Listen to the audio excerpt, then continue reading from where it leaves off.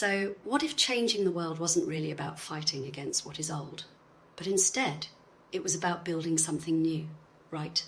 From the inside out. Today, we're going to dive into this really powerful idea for a kind of personal and collective renewal. It is called a renaissance of hearts and minds.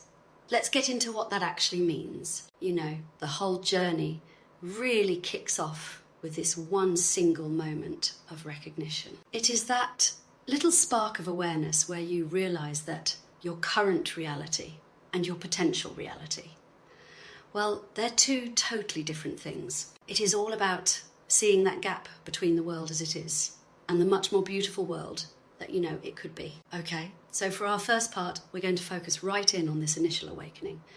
This crucial first step of just observing, of seeing what could be. So this whole thing begins by getting really clear on two different realities.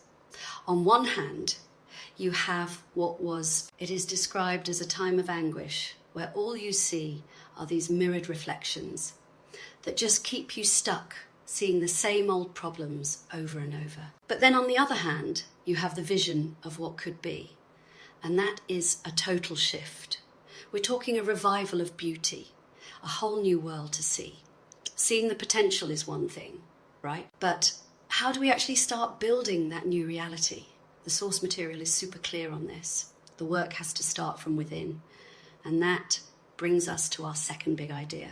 First, fill your cup. The very first step inward is to build a foundation of empathy. The text here defines this as the act of seeing everything through the eyes of the beholder. It is about trying to truly understand the world from someone else's perspective, to feel the anguish and the beauty that they feel. Okay, but here is a really, really critical distinction. Empathy is the starting block, for sure, but it is not the fuel for the race. The source makes it a point to say that you just can't create lasting change from a place of shared pain alone. I mean, think about it, that would just burn you out completely. So if empathy isn't the fuel, then what is? Well, we get a pretty clear three-step path. First, you have to consciously turn off the distractions and the negativity, all the stuff that just drains you. Second, you have to actively go out and find happy, joyous moments. And third, and this is key, the goal isn't just to get by. The goal is to fill your cup until it literally overflows.